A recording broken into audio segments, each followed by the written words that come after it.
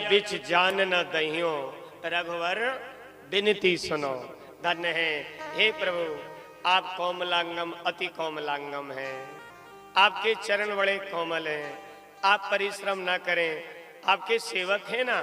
राम जी ने कहा नहीं, आपका स्वभाव ठीक है और आपकी सेवा को हम स्वीकार करते हैं, लेकिन हे महाराज, हे मालीजन, हमारा भी एक धर्म है, क्योंकि गुरु विश्वामित्र का एक आदेश है।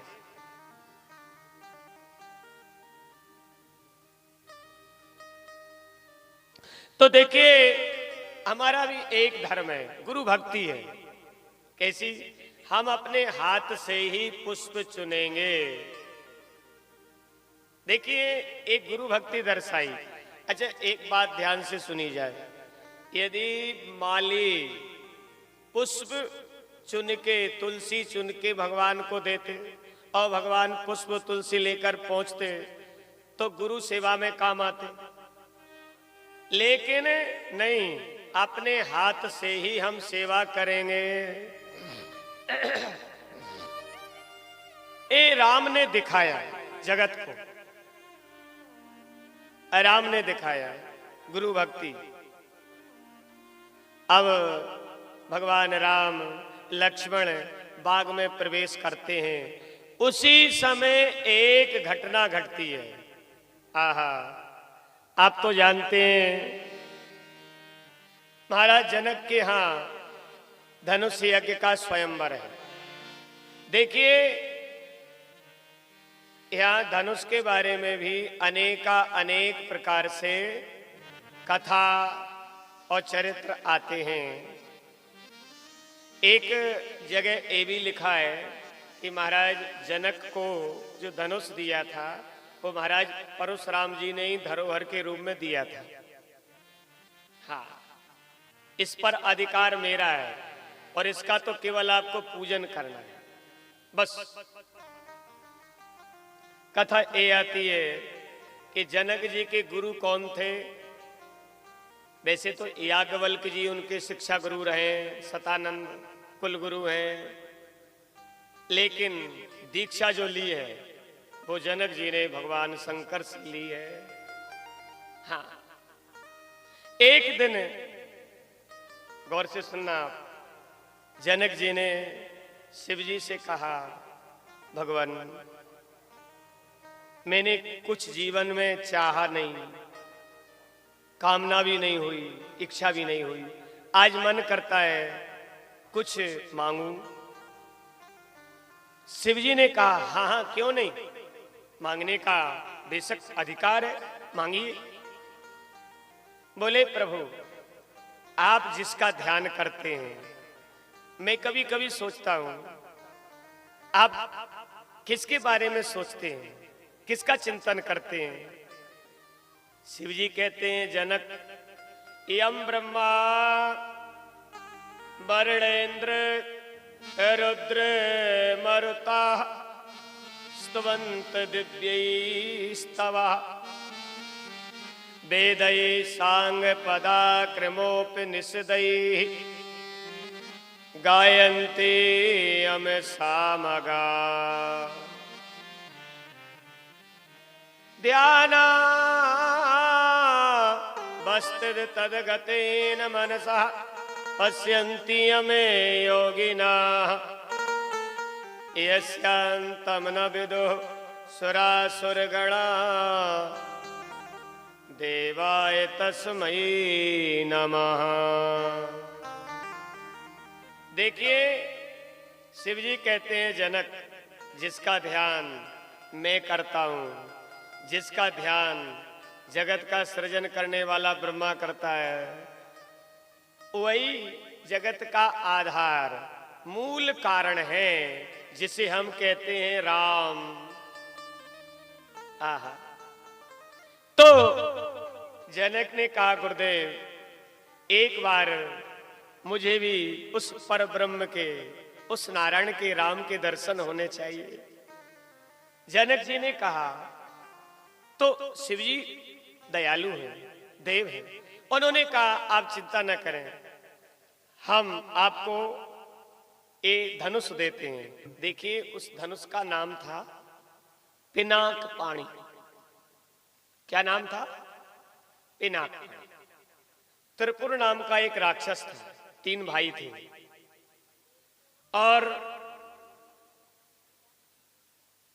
एक पुर आकाश में, एक स्वर्ग में, एक पृथ्वी पर।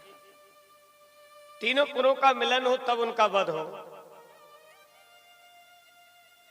जैसे तैसे ज्यादा को न बोलते हुए हम मूल बात बोले कि भगवान शंकर ने दधीचि ऋषि की जो साधना तपस्या थी, बल था, उनकी हड्डियां तप करते करते वज्र जैसी हो गई। अब उन राक्षसों का अंत करने के लिए देवताओं ने दधीचि ऋषि से प्रार्थना की, बाबा ये परहित है, ते प्राप्नु बंतु मामेवा सर्वभूत हिते रता। संसार में सबसे बड़ा धर्म क्या है आप जानते हैं?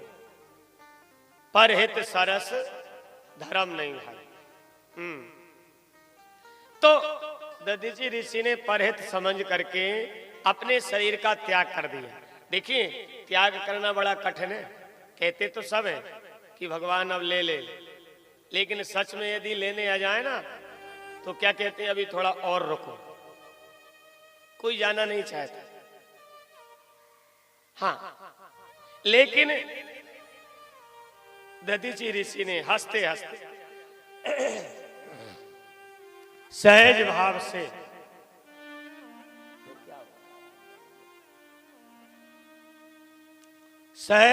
से हंसते हंसते अपने प्राणों को भगवान में लीन कर लिया और दधीचि ऋषि की हड्डियों से, अस्थियों से वह एक अस्त्र का निर्माण हुआ जिसे हम कहते हैं पिनाक पाणी। हाँ, धन्य। इंद्र का वज्र भी बना, उससे कई अस्त्र शस्त्र बने। अब बात यह है कि शिव जी ने त्रिपुर नाम के दैत्यों का वध किया, त्रिपुर को नष्ट किया। सजनों, वही धनुष भगवान शंकर ने जनक जी को दिया। कहा राजन इसको मेरा रूप समझना और मेरा रूप समझ करके इसकी पूजा अर्चना वंदन सब कुछ करना, ये तुम्हारी उपासना का केंद्र है। देखिए हमारे यहाँ शास्त्रों ने, पुराणों ने एक पद्धति बता रखी है। भगवान तो वैसे सर्वत्र हैं, सर्वम वसति, लेकिन एक पद्धति है, एक विधि है कि हम भगवान का आकार एक पत्थर में ले लेते हैं, उसे भी भगवान मानते हैं। क्यों? ये वेद पद्धति है। मूर्ति पूजा हमारी हिंदू सनातन में है और किसी धर्म में नहीं है। हाँ, समय मेरे पास कम है, व्याख्या में जाना न करते हुए इतना ही बोलूं। ये पद्धति है शास्त्रों की। तो दरअसल बातें हैं, जनक जी महाराज धनुष का पूजन करने लगे। जैसे हम मंदिर में किसी मूर्ति का पूजन करते हैं, उसी भाव से जनक जी आते, अर्चन करते, वंदन करते, स्तुति करते और आरती करते, परिक्रमा करते। ऐसे करते करते युग बीत गए। हाँ, एक दिन, अच्छा कथा ये भी आती है कि जनक जी पूजा करने जाया करते थे, उससे पहले जनक पुत्री जानकी उस जगह पर पोत देती थी। सफाई समझ गए आप? गोबर से पोत देती थी, प्रक्षालन कर देती थी। हुआ क्या, एक दिन माता जानकी ने सोचा कि इतने वर्ष हो गए साफ सफाई करते करते, लेकिन धनुष के नीचे कभी सफाई नहीं हुई, कचड़ा है। तो मां जानकी सहज भाव से सोचती हैं क्यों ना आज इसके नीचे ही सफाई कर दी जाए। तो माता जानकी ने बाएं हाथ से धनुष उठाया और दाएं हाथ से एक वस्त्र लेके कचड़े को झाड़ दिया और गाय के गोबर से प्रक्षालन कर दिया, माना कि पोत दिया। हाँ। और यथा स्थान धनुष रख दिया। महाराज जनक जी आते हैं, ये दृश्य देखते हैं, आश्चर्यचकित पड़ गए। कहा, पुत्री, धनुष के नीचे किसने पोता? जानकी जी ने कहा, बापू मैंने। बोले, बेटी तूने? हाँ। कैसे? दिखा। और सहज भाव से माता जानकी ने उस धनुष को उठा लिया। जनक की आंखों में आंसू भर आए। जिस धनुष को मैंने सैकड़ों हाथियों से खिंचवा करके हाँ इस जगह पर रखवाया, और उसी धनुष को मेरी पुत्री जानकी ने बाएं हाथ से उठा लिया। इसका कारण एक है कि ये मेरी पुत्री नहीं है, ये तो जगत की शक्ति है। और सारे जगत में जहां से शक्ति का संचालन हो रहा है, ध्यान देना मेरे सज्जनों, हमारे शास्त्र कहते हैं हमारे अंदर खाने की, पीने की, उठने की, करने की, सोचने की, बोलने की जो शक्ति है उसी पावर हाउस से तो है। अरे घर घर में लाइट है, ध्यान देना, घर घर में लाइट है, लेकिन हर घर बिजली घर नहीं है। बिजली घर के कारण घर घर में बिजली है।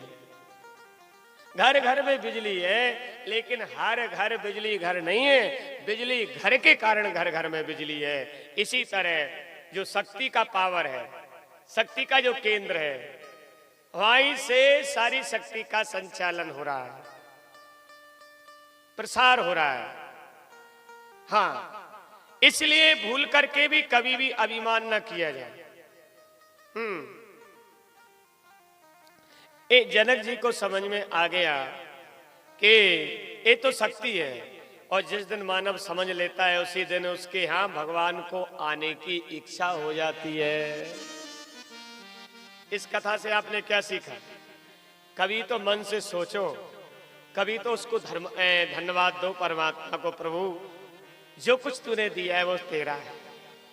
हाँ, तो देखिए जनक जी ने घोषणा कर दी, जो शक्ति है ये मेरी तो है नहीं, ये जगत की है, और जगत के पिता परमात्मा का इस पर अधिकार है। इसलिए जो शक्ति जिसकी है उसी को सुपुर्द कर देना चाहिए, उसी को सौंप देना चाहिए। इसलिए महाराज जनक एक घोषणा कर देते हैं। ये तो आपकी कथा जानी हुई है, समझी हुई है, सुनी हुई है। महाराज जनक ने घोषणा कर दी, इस धनुष का जो खंडन करेगा, इस धनुष की जो प्रत्यंचा चढ़ाएगा, उसी के साथ मेरी पुत्री जानकी का विवाह होगा।